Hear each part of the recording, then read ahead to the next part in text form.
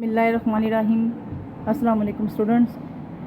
आज हम जो 7th चैप्टर मैंने आपको कंप्लीट करवा दिए थे ना सैटरडे को, उसकी आज हमने एक्सरसाइज करनी है। एक्सरसाइज में मैंने आपको शॉर्ट क्वेश्चंस करवाऊंगी। शॉर्ट क्वेश्चन ये सारे एक्सरसाइज के भी हैं बेटा, और कुछ मैंने अपनी तरफ से भी इनको इंक्लूड किया है।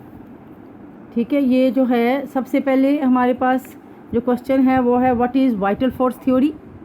वाटर फोर्स थ्योरी के बारे में मैंने आपको बताया था कि साइंटिस्ट का ख्याल था शुरू में कि organic compounds can not be synthesized in the lab, they can only be synthesized in the living organism. के लिविंग ऑर्गेनिज्म इंक्रीज होते हैं लेंथ और विड्थ में by a force which is known as the vital force.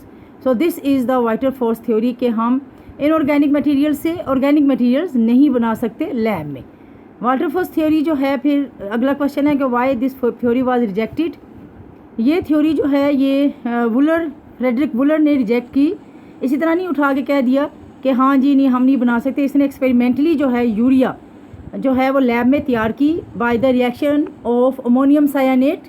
Ammonium cyanate को इसने lab में heat किया और हीट करने के बाद इसने यूरिया हासिल की। Urea is the organic compound which is present in the living organism. Urine, आपने पता है यूरिन में क्या होती है, हमारी यूरिया होती है। आगे है जी what is the modern definition of organic compound. Organic compound की मॉडर्न डेफिनेशन क्या है। ये देखिए यूरिया की प्रिपरेशन पहले देखेंगे, ये वाली modern definition organic compound organic chemistry की क्या है। ऑर्गेनिक केमिस्ट्री की मॉडर्न डेफिनेशन, पहले ये था ना कि पुरानी डेफिनेशन में था कि organic compounds can only B obtain from the living organism, यानी जो भी लिविंग ऑर्गेनिज्म में कंपाउंड पाए जाते हैं वो ऑर्गेनिक हैं। लेकिन जो वुलर की वाइटर फोर्स थ्योरी की रिजेक्शन के बाद ये बताया गया कि ऑर्गेनिक कंपाउंड जो हैं वो कार्बन हाइड्रोजन के कंपाउंड को हम ऑर्गेनिक कंपाउंड कहते हैं, which are also known as hydrocarbons. और इनके डेरिवेटिव्स मीन कि इनसे जो कंपाउंड हम बनाए, यानी कार्बन और हाइड्रोजन के कंपाउंड आपके पास मौजूद है, इन कंपाउंड से भी जब हम दूसरे दो और कंपाउंड बनाते हैं इनको हम कहते हैं ऑर्गेनिक कंपाउंड्स की जो केमिस्ट्री। ऑर्गेनिक कंपाउंड को जब हम स्टडी करते हैं the branch of chemistry is known as the organic chemistry. Features organic compound के जो हैं वो सोर्सेज ऑफ ऑर्गेनिक कंपाउंड जो हैं डिफरेंट यहाँ पे आपको दी हुई हैं। Natural gas, petroleum, ether, ligroin, gasoline, kerosene, gas oil, these are also sources of organic compound. इसके मेल्टिंग और बॉइलिंग पॉइंट भी दिए हुए हैं आपको, इनके फिर जो है फार्मूला कंपोजिशन भी दी हुई है और फिर इसका यूज़ भी दिया हुआ है। ठीक है, ये पूरा टेबल बेटा आप लिखेंगे तो आपको फुल मार्क्स इसके मिलेंगे। Very important question, what is carbonisation and इसका दूसरा डिस्ट्रक्टिव डिस्टिलेशन। ठीक है, कार्बोनाइजेशन का दूसरा नाम है डिस्ट्रक्टिव डिस्टिलेशन। मैंने आपको पहले बताया था कि जब हम कोल को हीट करते हैं in the absence of air 500 to 1000 degree centigrade, तो ये कोक, कोल गैस और कोलतार में कन्वर्ट हो जाती है। सो दिस प्रोसेस और converting the coal into this three components coke, coal gas and coal tar is known as the carbonisation और destructive distillation. ठीक है जी बेटा, दूसरा आपका क्वेश्चन है what do you know about the cracking of petroleum. ये मैंने डिटेल में आपको पढ़ाया हुआ है इसका क्रैकिंग ऑफ पेट्रोलियम के बारे में। देखिए इसमें ना आपको साल लिखा भी हुआ है कि बोर्ड में ये कौन कौन सी ईयर में ये क्वेश्चन आए हुए हैं और कौन कौन से बोर्ड में आए हुए हैं। क्रैकिंग का दूसरा नाम pyrolysis. Pyrolysis is the breaking of the long chain of hydrocarbons having high boiling points into variety of the short chain of hydrocarbons, either they are branch chain, convert हो जाए branch chain में, और volatile. ठीक है, more volatile मैंने आपको बताया था वोलेटिलिटी होती है कि जब कोई कंपाउंड जो हैं वो रूम टेम्परेचर पे वेपर में कन्वर्ट हो जाते हैं। ऐसे जो कंपाउंड होते हैं इनके बॉइलिंग पॉइंट जो हैं वो बहुत लो होते हैं। जैसे आप ये देखिए C16H34 को जब आपने हीट किया एट 700 डिग्री सेंटीग्रेड, आपको जो है वो हेप्टेन मिली C7H16, फिर आपको इथीन मिली CH2 डबल बॉन्ड CH2, और फिर आपको प्रोपीन मिली CH3CH और डबल बॉन्ड CH2। ठीक है, दिस इज़ द प्रोपीन। यानी आपने देखो एक कंपाउंड को आपने हीट किया 700 डिग्री सेंटीग्रेड पे, ब्रेक हुआ, क्रैक हुआ इनटू इट्स 3 प्रोडक्ट्स। ठीक है, एक आपका हेप्टेन, अनसैचुरेटेड, 2 अनसैचुरेटेड और एक सैचुरेटेड। इसमें कार्बन कार्बन जो बॉन्ड लॉन्ग चेन होती है ना, ये अल्केन्स, अल्कीन और अल्कीन्स में ब्रेक हो जाती है और इस तरह से शॉर्ट चेन कंपाउंड आपको मिल जाते हैं। ठीक है, कैटालिसिस जो है ये आपके पास 3 किस्म की है। थर्मल क्रैकिंग जो है pyrolysis, thermal cracking, catalytic cracking और स्टीम क्रैकिंग। थर्मल क्रैकिंग जो है it is cracking by heating, जो मैंने ऊपर अभी आपको एग्जांपल दिए 16H34 को हमने क्रैक किया 700 डिग्री सेंटीग्रेड पे, 3 हमें जो है वो प्रोडक्ट मिले हैं। This is the thermal cracking. दूसरी आपके पास जो है catalytic cracking using the catalyst, catalysis के ज़रिए हम इसको क्रैक करते हैं कैटलिस्ट यूज़ करके at 500 degree centigrade, low temperature, low pressure, at two atmospheric pressure पे, और कैटलिस्ट यूज़ करके हम इसको जो है वो ब्रेक करते हैं। ये भी मैंने आपको इक्वेशन एक बताई थी जिसमें हमने एन ऑक्टेन को ब्रेक किया था कैटलिस्ट की प्रेजेंस में 2,2,4 ट्राई मिथाइल पेंटेन में। ये एग्जांपल आप इसमें कोट कर सकते हैं, लिख सकते हैं। फिर है स्टीम क्रैकिंग। स्टीम क्रैकिंग जो है इसमें हायर हाइड्रोकार्बन जो है वो वेपर फेज़ में स्टीम यानी स्टीम बॉइलिंग वाटर के साथ हीट करते हैं थोड़ी देर के लिए 900 डिग्री सेंटीग्रेड पे, और इसको तेज़ी से फिर रेपिडली कूल करते हैं, तो आपके पास लॉन्ग चेन हाइड्रोकार्बन जो है वो शॉर्ट चेन हाइड्रोकार्बन में कन्वर्ट होती है।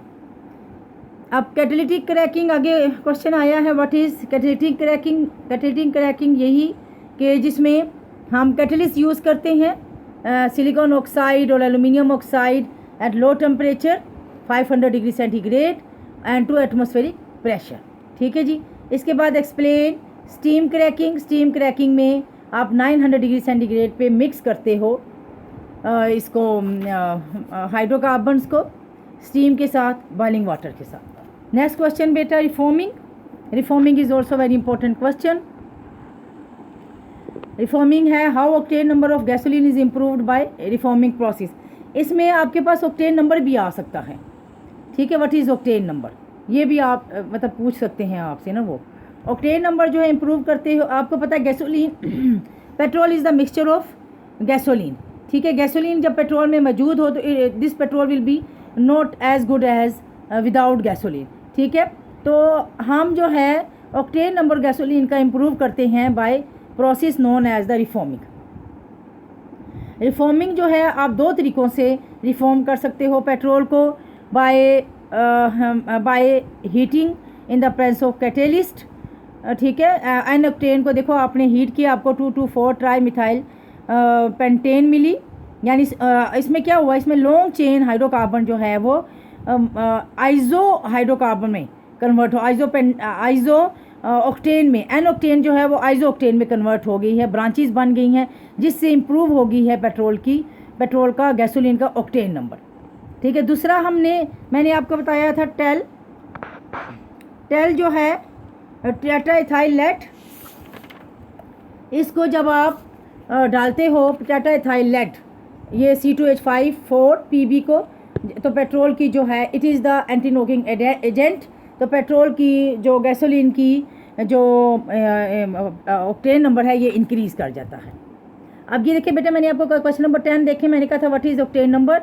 ऑक्टेन नंबर जो है और कैसे आप इसको इम्प्रूव करते हो, octane number is the percentage of branched hydrocarbon आइजो ऑक्टेन, ये जो 2,2,4 ट्राई मिथाइल पेंटेन मैंने आपको बताई है, जब आप ये फ्रैक्शन पेट्रोल में मौजूद हो तो ऐसे वाले पेट्रोल को हम ऑक्टेन नंबर कहते हैं। ऑक्टेन नंबर जो गैसोलीन का वही 2 प्रोसेसेस है जिसे इंक्रीज़ करते हैं बाय एन ऑक्टेन को कन्वर्ट करना by heating in the presence of catalyst into 2,2,4 tri methyl pentane में, यानी आइजो ऑक्टेन में, और दूसरा जो है वो टेल डालने से, टेट्राइथाइल लेड डालने से। आगे क्वेश्चन नंबर 11 है give the idea of knocking in the internal combustion engine. Knocking जो है इट इज़ जब आप अच्छी क्वालिटी का पेट्रोल अपनी गाड़ी में यूज़ नहीं करते हैं तो ऑटोमोबाइल्स जो हैं इंजन, ये कंबस्टन से पहले इनमें स्पार्किंग शुरू हो जाती है।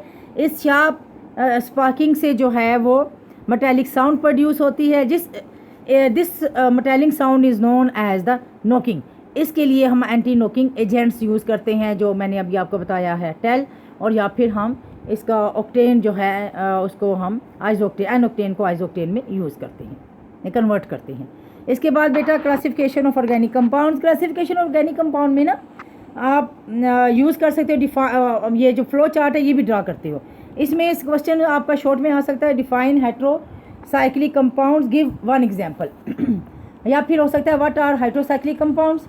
heterocyclic compounds are those which consist of which are present in ring or in the ring other element in present rather than carbon की जगह कि कोई और आ जाए, जैसे नाइट्रोजन, ऑक्सीजन, सल्फ़र वगैरह आ जाए, तो इसको हम कहते हैं हाइड्रोसाइक्लिक। ये देखिए नीचे आपको एग्जांपल्स मैंने हुई हैं। पायरिडीन में कार्बन की जगह नाइट्रोजन आई है, फ्यूरेन में कार्बन की जगह ऑक्सीजन आ गई है, पायरोल में कार्बन की जगह नाइट्रोजन और हाइड्रोजन आ गई हैं, NH आ गया है, और थायोफीन में कार्बन की जगह सल्फ़र आ गई। This is the examples of the hydrocyclic compounds. इसके बाद एरोमेटिक कंपाउंड्स को डिफ़ाइन करना है, उनकी एग्जांपल देनी है। ऑर्गेनिक कंपाउंड जो है वो कार्बोसाइक्लिक कंपाउंड्स होते हैं जिनमें बेंजीन रिंग मौजूद हो, इसको हम बेंजोइड भी कहते हैं। Aromatic is derived from a word which is aroma. जब कभी जिन कंपाउंड से स्पेसिफिक स्मेल आए उनको हम कहते हैं these are the aromatic compounds. Aromatic compounds की और एरोमेटिक कंपाउंड जो है इनमें बेंजीन रिंग मौजूद हो या फिर वो इसके डेरिवेटिव्स हो, जैसे टोलिन में मिथाइल लगा हुआ है बेंजीन रिंग के साथ, फिनोल में OH फंक्शनल ग्रुप लगा हुआ है, अल्कोहलिक फंक्शनल ग्रुप लगा हुआ है बेंजीन के साथ, और बेंज एल्डिहाइड के साथ जो है वो एल्डिहाइड फंक्शनल ग्रुप लगा हुआ है बेंजीन के साथ। एरोमेटिक कंपाउंड जो होते हैं ये इनमें रिंग आपस में फ्यूज़ भी हो जाते हैं, जिनको हम कहते हैं फ्यूज्ड एरोमेटिक कंपाउंड्स। जैसे ये देखिए नेफ्थलीन और एंथ्रासीन। नेफ्थलीन और एंथ्रासीन जो है ये ऑर्गेनिक कंपाउंड्स हैं जिनमें रिंग का आपस में जो है वो फ्यूज हुए हुए हैं। और एक और जो है नेफ्थलीन भी एक इनकी जो है वो एग्जांपल है। ठीक है बेटा जी, ये आज मैंने 13 क्वेश्चन करवाए हैं, शॉर्ट क्वेश्चन हैं ये, इनको आपने तैयार करना है। ठीक है, इसके साथ आपने अभी ये मैंने कुछ एक्सरसाइज किए हैं, कुछ मैंने जो है वो खुद बुक में से उठाए हैं। ठीक है बेटा, अभी ये 13 हुए हैं, 13 मज़ीद मैं अभी आपको करवाऊँगी। ठीक है, ये आज का आपका लेक्चर इस चैप्टर का ख़त्म हुआ। ओके, अल्लाह हाफिज़।